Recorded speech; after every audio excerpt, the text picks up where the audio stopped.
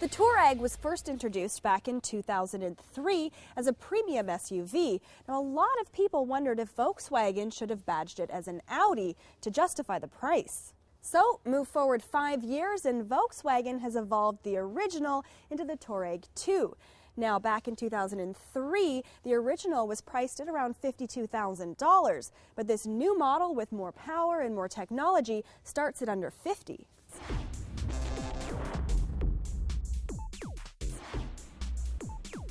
The most significant change to the exterior is the inclusion of the deep chrome grille that's found on many other Volkswagen products. This, along with an updated front bumper and headlights, gives the Touareg a more aggressive face. Most buyers will hardly notice the larger side mirrors, refreshed taillights, and exhaust tips. The overall shape remains the same. I really like the look of the optional 19-inch wheels found on this sport package. This finally helps eliminate the large gap between the wheel and the fender. Another package is the Highline package, and along with some other features, this also gives you a power liftgate. Now, most other vehicles in this class actually include that as a standard feature. I'm really surprised that Volkswagen is going to be charging buyers $8,000 to get this feature. I think it should be sold as a standalone option. Interior updates include a new instrument cluster, very similar to the Porsche Cayenne, with large, very easy-to-use gauges.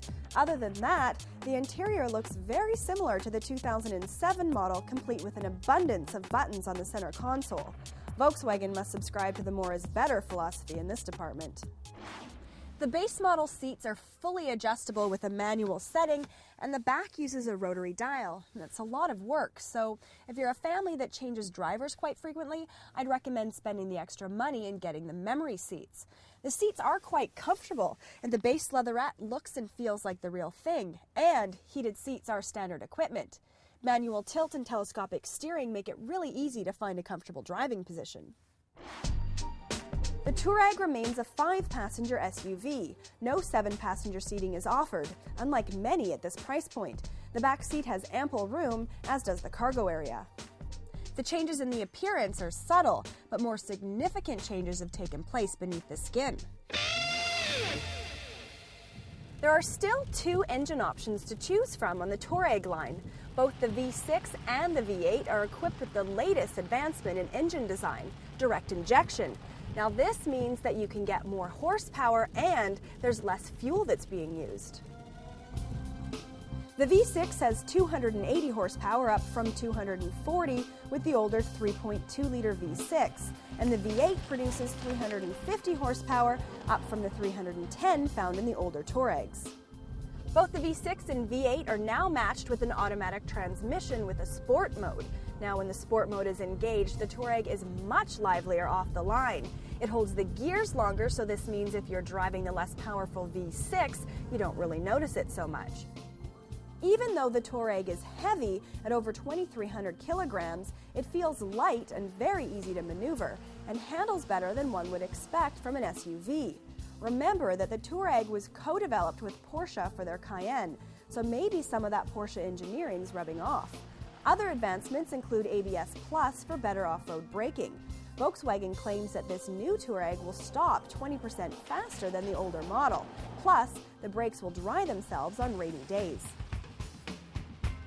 The Touareg handles quite nicely, and it's got a very comfortable and solid feeling ride.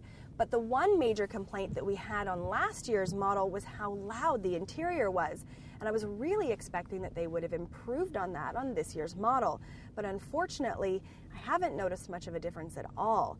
Now, especially when you compare this to vehicles like the Toyota Highlander or the Acura MDX that are much quieter. I do like driving the Touareg, but I still find it to be a bit expensive. If I was looking to buy a premium SUV for just $6,000 more, I could get a Porsche Cayenne and I'd get leather seats and a power liftgate. If I was looking to buy a 7-seater SUV, then the Audi Q7 has much more badge appeal.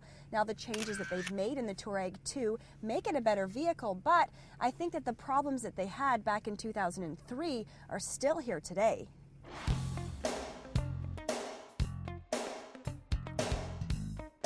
Want to buy a new car but can't decide? Go to driving.ca and do your own research by using the comparison tool.